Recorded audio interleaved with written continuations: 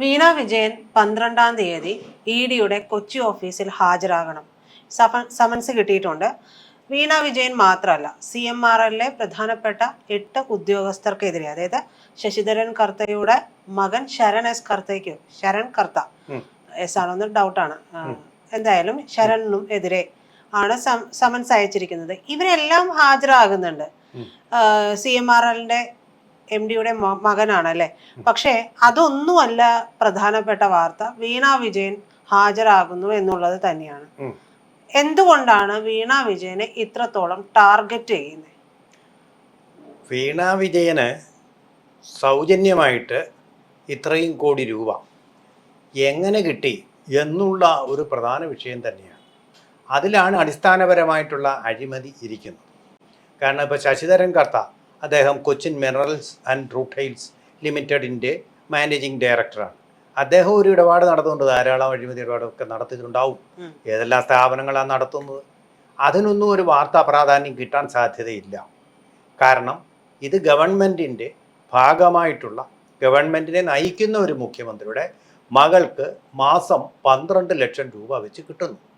കേരളത്തിൽ IT പഠിച്ചിറങ്ങിയ ഈ അമൃത സ്കൂൾ ഓഫ് ടെക്നോളജി കോയമ്പത്തൂരിലുള്ളത്, അവിടെ നിന്ന് തന്നെ പഠിച്ചിറങ്ങിയ എത്രയോ പേരാണ് തൊഴിൽ കിട്ടാതെ വഴിനീളെ തട്ടുകടകളും ചായക്കടകളും ഒക്കെ വെച്ചുകൊണ്ട് പ്രവർത്തിച്ചുകൊണ്ടിരിക്കുന്നത്. വലിയ കഷ്ടമുണ്ട് കേട്ടോ. കേരളത്തിലെ ഇങ്ങനെ സ്മാർട്ട് സിറ്റി കൊണ്ടുവരും, അവിടെ ടെക്നോ പാർക്ക് കൊണ്ടുവരും, ഇങ്ങനെയൊക്കെ പറഞ്ഞ് വാഗ്ദാനങ്ങൾ ഒരുപാടുണ്ട്. അവിടെ ധാരാളം വിദേശ കമ്പനികൾ വരുന്നു, എമേർജിങ് കേരള എന്നൊക്കെ പറഞ്ഞ് ഒരുപാട് ആഘോഷങ്ങൾ നമ്മൾ കണ്ടു. പക്ഷേ IT പഠിച്ചു കഴിഞ്ഞ് തെണ്ടുകയാണ്. കുട്ടികളല്ല, കുട്ടികളുടെ അച്ഛനും അമ്മയും ഒക്കെ തെണ്ടുകയാണ്. എവിടെയെങ്കിലും ഒരു ജോലി അവനെ ഒന്ന് കയറ്റിവിടാൻ പറ്റുമോ? ഒരു സൈബർ കൂലിയായിട്ടെങ്കിലും എന്ന് വീണയോടൊപ്പം പഠിച്ച, വീണയുടെ സതീർത്ഥ്യരായിട്ട് പഠിച്ച ആളുകൾ പോലും ചിന്തിച്ചിരിക്കുമ്പോൾ, ഇരുട്ടിലേക്ക് നോക്കിയിരിക്കുമ്പോൾ, വീണ വിജയൻ സ്വന്തമായിട്ട് ഒരു കമ്പനി ബാംഗ്ലൂരിൽ കൊണ്ടുപോയി തുടങ്ങുക, അതിൻ്റെ തുക എവിടെ നിന്നാണ് കിട്ടിയത് എന്ന് ചോദിക്കുമ്പോൾ അത് അമ്മയുടെ റിട്ടയർ ബെനിഫിറ്റ് ആണെന്ന് പറയുക. എന്നാൽ എളുപ്പമുണ്ടല്ലോ. ആ തുക കൊണ്ട് നമുക്ക് CMRL കമ്പനിയിൽ നിന്ന് പ്രതിമാസം 12 ലക്ഷം രൂപ വീതം കിട്ടുന്ന ഒരു ശമ്പളത്തിൽ നമുക്ക് 1 ലക്ഷമെങ്കിലും കിട്ടിയാൽ മതിയായിരുന്നു. ഒരു ശമ്പളത്തിലിരിക്കുക എന്ന് മാത്രമല്ല, സർവീസ് ചാർജായിട്ട് വേറെ മാസം തോറും വേറെയും കൊടുക്കുക. ഏതാണ്ട് 2.78 കോടി എന്നാണ് കേസിൽ പറയുന്നത്. കോടിയുടെ ഒരു അഴിമതിയുടെ കേസാണത്. അഴിമതിയുടെ കേസ് തന്നെയാണ്. നേരത്തെ പക്ഷേ ഇതിനു മുമ്പും ഒരു പക്ഷെ ഇതിനേക്കാൾ കൂടുതൽ അഴിമതി നടത്തിയ കേസുകൾ ഇവിടെ ഉണ്ടായിട്ടുണ്ട്. നമ്മുടെ നാട്ടിൽ, രാജ്യത്ത് തന്നെ എടുത്തു നോക്കുകയാണെങ്കിൽ കോടാനുകോടികളുടെ അഴിമതിയാണ് പലപ്പോഴും നടന്നിട്ടുള്ളത് എന്നൊക്കെ വാർത്തകൾ വരാറുണ്ട്. നമുക്കറിയാം, പിണറായി വിജയൻ എന്ന് പറയുന്ന നേതാവിനെ ഒരുപക്ഷെ അദ്ദേഹത്തിന്റെ കയ്യിലിരിപ്പ് തന്നെ ജനങ്ങളെയും മാധ്യമങ്ങളെയും ഒക്കെ വെറുപ്പിക്കുന്ന തരത്തിൽ തന്നെയായിരുന്നു. അതിന് നമുക്ക് സന്ദേഹത്തിനിടയൊന്നുമില്ല. വീണ വിജയൻ ചെയ്തിട്ടുള്ള പ്രവൃത്തിയെയും നമുക്ക് ന്യായീകരിക്കാനും പറ്റില്ല. അച്ഛന്റെ പേരിൽ ഇത്തരത്തിലുള്ള ഒരു കമ്പനിയിൽ നിന്ന് വാങ്ങുന്നു. വീണ വിജയന് ഇതിനു മുമ്പുള്ള നിയമനങ്ങളും ഇത്തരത്തിൽ തന്നെയാണ്. എങ്ങനെയാണ് അവിടെയൊക്കെ കിട്ടിയത്, അതിനൊക്കെ ക്വാളിഫൈഡ് ആണോ എന്നുള്ളത് വേറൊരു വശം തന്നെ നിൽക്കുന്നുണ്ട്. പക്ഷെ ഇപ്പോ അദ്ദേഹം മുഖ്യമന്ത്രി അല്ലാതായി തീർന്നതിന് ശേഷം മനഃപൂർവ്വം ഒരു വേട്ടയാടൽ നടക്കുന്നുണ്ട്. അത് പിണറായി വിജയനും CPM പറയുന്ന ഒരു കാര്യമാണ്.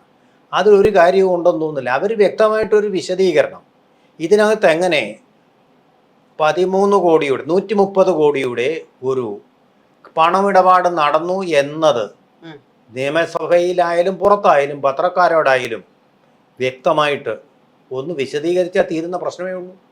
പക്ഷേ ഇന്നുവരെ പാർട്ടിക്കാർക്കോ, പാർട്ടിക്കകത്ത് ഈ മുഖ്യമന്ത്രി ഇത് പറഞ്ഞിരുന്നെങ്കിൽ പാർട്ടിക്കാർക്ക് വിശദീകരിക്കാൻ പറ്റുമായിരുന്നു. ഒരു ചാനലിലും വന്ന് ഒരു ചർച്ചയിലും ഇത് എങ്ങനെയെന്ന് പറയുന്നില്ല. അത് കമ്പനികൾ തമ്മിലുള്ള ഏർപ്പാടാണ്.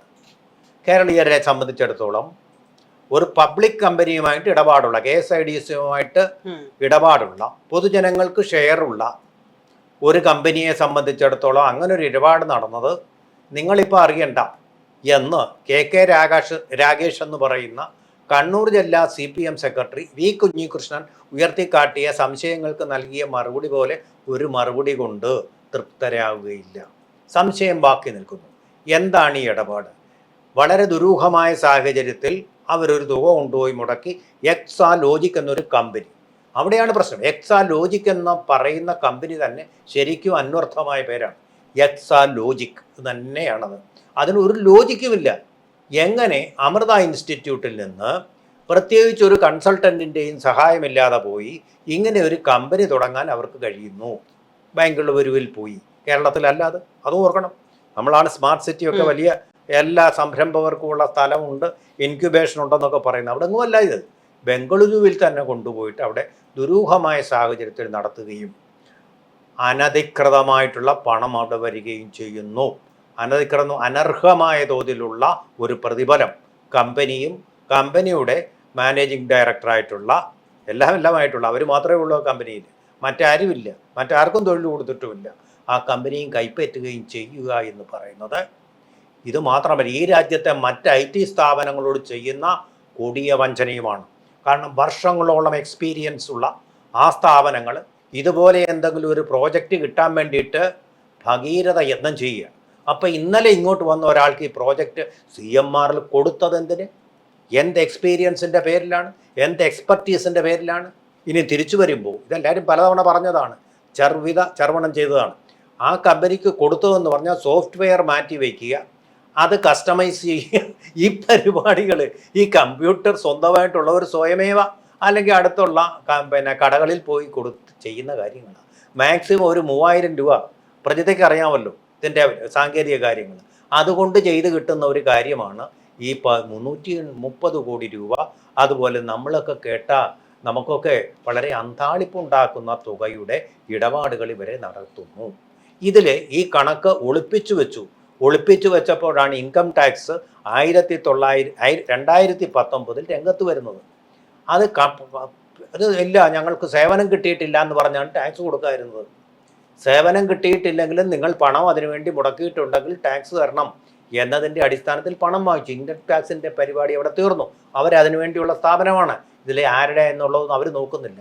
പക്ഷേ ഇത് നോക്കിക്കഴിഞ്ഞപ്പോൾ വമ്പിച്ച തരത്തിലുള്ള ഒരു അഴിമതിയാണ്, ഫ്രോഡാണ് എന്ന് വന്നപ്പോഴാണ് നേരെ SFIO എന്ന് പറയുന്ന കമ്പനി ഇവിടേക്ക് രംഗത്തിൽ വരുന്നത്. എന്ന് പറഞ്ഞാൽ എന്താണ്? അത് കോർപ്പറേറ്റ് ഫ്രോഡാണ്. F എന്നുള്ളത് ഫ്രോഡിനെ സൂചിപ്പിക്കുന്നതാണ്. ആ ഫ്രോഡ് അവിടെ നടന്നിട്ടുണ്ടെന്നാണ് അതിനെ എതിർക്കുന്ന, അതിനെ നള്ളിഫൈ ചെയ്യുന്ന, അസാധുവാക്കുന്ന ഒരു വാദവും വീണ മിണ്ടിയിട്ടേ ഇല്ല. വീണ പിന്നെ ശബ്ദിച്ചിട്ടേ ഇല്ല. പിണറായി വിജയനും ഇതുവരെ പറഞ്ഞിട്ടില്ല. ആകെ പിണറായി വിജയൻ മാത്യു കുഴൽനാടനോട് പറഞ്ഞിട്ടുള്ള ഒരു കാര്യം, ഈ കൈകൾ ശുദ്ധമാണ്. ആ കൈകൾ ശുദ്ധമാണ് എന്ന് മുഖ്യമന്ത്രി പറഞ്ഞാൽ പോരാ, അദ്ദേഹത്തിൻ്റെ പ്രജകൾക്ക് ബോധ്യമാകണം, പാർട്ടിക്കാർക്ക് ബോധ്യമായിട്ടില്ല. അതിൻ്റെ കൂടി ഒരു റിസൾട്ടാണ് നമ്മൾ കഴിഞ്ഞ നിയമസഭാ തെരഞ്ഞെടുപ്പിൽ കണ്ടത്. അപ്പോൾ ഇതെല്ലാം ഇരിക്കെ ഇതെന്താണെന്ന് അറിയാനൊരു അവകാശം പൊതുജനത്തിനില്ലേ? തീർച്ചയായിട്ടും ഉണ്ട്. എന്ന് മാത്രമല്ല, അതിനപ്പുറം ഇപ്പോൾ വാദങ്ങൾ പോകുന്നത് എങ്ങനെയെന്ന് വെച്ച് കഴിഞ്ഞാൽ, ഇത് കരിമണലിൻ്റെ ബിസിനസ് നടത്തുന്ന ഒരു സ്ഥാപനം. അവരെങ്ങനെ ഇതിൽ നിന്ന് കോടിക്കണക്കിന് രൂപ ഉണ്ടാക്കുന്നു? കേരളത്തിൽ തുടങ്ങുന്ന വ്യവസായങ്ങളെല്ലാം നഷ്ടമാണെന്ന് പറഞ്ഞ് പൂട്ടുകയാണ്. ഏതാണ്ട് 40ഓളം പൊതുമേഖലാ സ്ഥാപനങ്ങൾ നഷ്ടം. അതുകൊണ്ടുകൂടിയാണ് കേരളത്തിന് ഇത്രമാത്രം കടബാധ്യത കൈവന്നിരിക്കുന്നത്. 5 ലക്ഷം കോടി രൂപ. 5 ലക്ഷം കോടി രൂപ, ലക്ഷം കോടി രൂപയുടെ 5 ഇരട്ടി ആണ് നമ്മുടെ കടഭാരം. എന്ന് പറഞ്ഞാൽ കേരളത്തിലെ ഓരോ കുഞ്ഞുകുട്ടി പരാധീനവും ഏതാണ്ട് 1,69,000 രൂപയുടെ ഭാരം അവരുടെ തലയിൽ കെട്ടിവെച്ചിരിക്കുന്ന ഒരു കേരളത്തിൽ ഒരു വ്യവസായിക്ക് ഇതെങ്ങനെ കൊടുക്കാൻ പറ്റുന്നു? ലാഭത്തിൽ നടക്കുന്നുവെങ്കിൽ സന്തോഷം, പക്ഷേ അതിൻ്റെ ഒരു വിശദീകരണം അദ്ദേഹം നൽകണ്ടേ? എന്ന് മാത്രമല്ല, ഓരോ കേസും വരുമ്പോഴത്തേക്കും കോടതിയിൽ വെപ്രാളത്തോടു കൂടി അദ്ദേഹം പോകുന്നു. ഈ വെപ്രാളത്തിൻ്റെ കാര്യം എന്താ? തൻ്റെ ഭാഗത്ത് തെറ്റൊന്നുമില്ലെങ്കിൽ ഈ വെപ്രാളം പിടിക്കേണ്ട കാര്യം എന്താ? ഇന്ന് ഈ രാജ്യത്ത് നിരപരാധിയായിട്ട് ഫ്രോഡില്ലാതെ ബിസിനസ് ചെയ്യുന്ന ഒരാളെയും അറസ്റ്റ് ചെയ്യാനുള്ള ഒരൊറ്റ നിയമവും ഇല്ല. ഒരു കോടതിക്കും അതിന് ധൈര്യവും ഉണ്ടാവില്ല. ഒരു പോലീസിനും അവർക്കെതിരെ കേസെടുക്കാൻ ധൈര്യവും ഉണ്ടാവില്ല. ഇത് കേസുകൾ എടുക്കുമ്പോൾ സമൻസ് അയക്കുമ്പോൾ അത് തടയാൻ വൻ തുക വക്കീലന്മാർക്ക് കൊടുത്തുകൊണ്ട് അദ്ദേഹം തടയാൻ ശ്രമിക്കുകയാണ്. അദ്ദേഹം എന്ന് മാത്രമല്ല, അദ്ദേഹത്തിൻ്റെ കമ്പനിയുമായിട്ട് ഒരു ഇടപാടുമില്ലാത്ത മാധ്യമ പ്രവർത്തകർക്ക്, അതുപോലെ തന്നെ മാധ്യമ സ്ഥാപനങ്ങൾക്ക് രാഷ്ട്രീയ നേതാക്കൾക്ക് അത് ഡയറിയിൽ തെളിവായിട്ട് എഴുതി വെച്ചിട്ടുണ്ട്, കോടിക്കണക്കിന് രൂപ കൊടുത്തിട്ടുണ്ട്. ഈ എറണാകുളത്ത് തന്നെ എനിക്കറിയാം, അദ്ദേഹത്തിൽ നിന്ന് പണം കൈപ്പറ്റിയിട്ട് അദ്ദേഹത്തിനെതിരെ ഒരു വാക്കും പറയരുതെന്ന് പറയുന്ന മാധ്യമങ്ങളുണ്ട്. ഞാനൊരു കേസന്വേഷകനല്ല, അത് ഇവർ കണ്ടുപിടിക്കട്ടെ. ED ആയാലും SFI ആയാലും അവർ കണ്ടുപിടിക്കട്ടെ, അല്ലെങ്കിൽ CBI കണ്ടുപിടിക്കട്ടെ. ഇങ്ങനെ ധാരാളം സ്ഥാപനങ്ങളും ഉള്ളപ്പോൾ ആ ദുരൂഹത്തിൻ്റെ ഒരു വലയം ഉണ്ട് ആ കമ്പനിയെ സംബന്ധിച്ചെന്നുള്ളത് വളരെ വ്യക്തമാണ്. ഈ രാജ്യത്തെ ജനങ്ങൾക്ക്, നമ്മളെന്ന് പറയുന്ന രാജ്യത്തെ വി ദ പീപ്പിൾ എന്ന് പറയുന്ന പരമാധികാരികൾക്ക് അറിയാനുള്ള അവകാശമില്ലേ? ഇത് പിണറായി വിജയനായാലും പ്രധാനമന്ത്രി നരേന്ദ്രമോദി ആയാലും ശരി, ഇങ്ങനെ ദുരൂഹമായ ഇടപാടുകൾ ഉണ്ടെങ്കിൽ അത് ജനങ്ങൾ അറിയണം, അവർക്ക് ശിക്ഷ കിട്ടണം. അല്ലെങ്കിൽ തുല്യനീതി എന്ന് പറയുന്ന നമ്മുടെ ഭരണഘടനയുടെ ഏറ്റവും മഹത്തായ പ്രമാണം എങ്ങനെയാണ് നടപ്പിലാക്കപ്പെടുക? ഈ ഭരണഘടനയ്ക്ക് വേണ്ടിയിട്ട് വലിയ വീരവാദങ്ങൾ പറഞ്ഞ ആളാണല്ലോ മോദി. ഭരണഘടനയെ അട്ടിമറിച്ചു എന്ന് വാദിച്ചു കൊണ്ടിരിക്കുന്ന ആളാണല്ലോ പിണറായി വിജയൻ. എന്തേ ഭരണഘടനാ സ്ഥാപനങ്ങളിൽ നിന്ന് വരുന്ന അന്വേഷണങ്ങൾ അത് രാഷ്ട്രീയ പ്രേരിതമാണെന്ന് പറഞ്ഞ് അവരെ അമർച്ച ചെയ്യാൻ ശ്രമിക്കുന്നു. അവരെ വധശ്രമത്തിന് അവർക്ക് നേരെ ഇവരുടെ ഗൂഢകളെ അഴിച്ചുവിടുന്നു, നായ്ക്കളെ. ചില മയക്കുമരുന്ന് ഉപയോഗിക്കുന്ന ആൾക്കാരുടെ വീട്ടിലേക്ക് പോലീസ് ചെല്ലുമ്പോൾ നായ്ക്കളെ അഴിച്ചുവിട്ട് രക്ഷപ്പെടുന്നത് പോലെ തൻ്റെ കീഴിലുള്ള അണ്ടർ ഡോഗ്സിനെ അഴിച്ചുവിട്ടുകൊണ്ട് അക്രമം കൊണ്ടും അതുപോലെ തന്നെ ഭീകരമായിട്ടുള്ള കൊലപാതക ശ്രമങ്ങൾ കൊണ്ടും അവരെ നേരിടാൻ ശ്രമിക്കുമ്പോൾ എന്തോ something is hidden in the cupboard. There are many A skeleton in the cupboard of the former chief minister എന്നാണ് ജനങ്ങൾ വായിച്ചെടുക്കുക, പൊതുജനങ്ങൾ, ഈ നിശബ്ദ ഭൂരിപക്ഷം. അപ്പോൾ അതിന് നമുക്ക് ശരിയായിട്ടുള്ള എന്താണ് നടന്നത് എന്നറിയാൻ അവകാശമുണ്ട്. നമ്മുടെ അവകാശമാണ് അതിലെ കുറ്റവാളികൾ ശിക്ഷിക്കപ്പെടുക എന്നുള്ളതും വളരെ വ്യക്തമാണ്. ഈ കേസിൽ ഇവരെ കാണിക്കുന്ന അനാവശ്യമായിട്ടുള്ള, മുഖ്യമന്ത്രി ഉൾപ്പെടെ തൻ്റെ അദ്ദേഹത്തെ ചോദ്യം പോലും ചെയ്തില്ല, പാർട്ടിക്കാരോട് ആഹ്വാനം ചെയ്യാൻ നമുക്ക് ഇതുപോലെ തന്നെ ഇനിയും തുടരണം, നമുക്ക് ഒരുമിച്ച് നിൽക്കാം എന്ന് പറഞ്ഞാൽ ആക്രമണത്തിനുള്ള ആഹ്വാനം നടത്തുന്നു. ഇതൊക്കെ എന്ന് പറഞ്ഞാൽ നിസ്സാര കാര്യങ്ങളാണ്. ഒരു ജനാധിപത്യ രാജ്യത്ത് ഈ തരം ഫാഷിസ്റ്റ് മാതൃകകൾ കാണിച്ചിട്ട് രക്ഷപ്പെടാം, അല്ലെങ്കിൽ ED കല്ലെറിഞ്ഞു അവരുടെ തല വെട്ടിക്കൊണ്ടും അവരുടെ തലയിൽ ചോര ഒലിപ്പിച്ചുകൊണ്ടും രക്തസാക്ഷികളാക്കിക്കൊണ്ടും രക്ഷപ്പെടാമെന്ന വിചാരം പണ്ട് കണ്ണൂരിൽ നടന്നതുപോലെ തലവെട്ടി രാഷ്ട്രീയം കൊണ്ട് RSSകാരെ അവരുടെ ശാഖയിൽ പോയി കൊന്നുകൊണ്ട്, ചന്ദ്രൻ എന്ന് പറയുന്ന ആളായിരുന്നു അതിൻ്റെ ആദ്യത്തെ ഇര, ആ ശാഖകളിലേക്ക് പോയി കൊന്നുകൊണ്ട് RSSനെ അങ്ങ് ഇല്ലാതാക്കാമെന്നുള്ള പിണറായി വിജയൻ്റെ ലക്ഷ്യം തെറ്റിയതുപോലെ ഇന്ന് കേരളമാണ് RSSൻ്റെ ശാഖകൾ ഏറ്റവും കൂടുതലുള്ള സംസ്ഥാനം. 100 ശാഖകളാണെന്നുള്ളത്. ഈ തകർന്നു തരിപ്പണമായ CPMനെ കണ്ടുകൊണ്ട് അതിൻ്റെ കൊല്ലപ്പെട്ട ആത്മാക്കൾ ആകാശത്തിരുന്ന് ചിരിക്കുന്നുണ്ടാവും. അപ്പോൾ ആ രീതിയിൽ നിങ്ങളുടെ ഉന്മൂലന നാശന സിദ്ധാന്തം കൊണ്ട് EDയെ നേരിടാമെന്ന് വിചാരിക്കുന്നുണ്ടെങ്കിൽ നരേന്ദ്രമോദിയുടെ ഭാരതത്തിൽ നടക്കുകയില്ല. എത്ര ആരോപണങ്ങൾ നിങ്ങൾ ഉന്നയിച്ചാലും ഇച്ഛാശക്തിയോടുകൂടി ഇതിലെ ഓരോ പ്രതിയെയും കൊടുവന്നൂർ കേസിൽ എന്നതുപോലെ വെളിച്ചത്ത് കൊണ്ടുവരിക തന്നെ ചെയ്യും. എത്ര ഉന്നതമായിട്ടുള്ള സ്ഥാനം അലങ്കരിക്കുന്നവരായാലും AKG സെൻറ്ററിൻ്റെ അഡ്രസ്സുള്ള വ്യക്തികളായാലും ശരി, അത് തന്നെ സംഭവിക്കും. പേടിക്കുകയില്ല, കൂസുകയില്ല. CPMനെ തകർക്കുക എന്നുള്ള ലക്ഷ്യം BJPക്ക് ഉണ്ടാകാൻ സാധ്യതയില്ല. കാരണം അത് സ്വയമേവ തകർന്നു പോയൊരു പ്രസ്ഥാനമാണ്. ഈ ഞങ്ങളെ തകർക്കുക എന്നൊക്കെ പറയുന്നത് പരിഹാസ്യവും.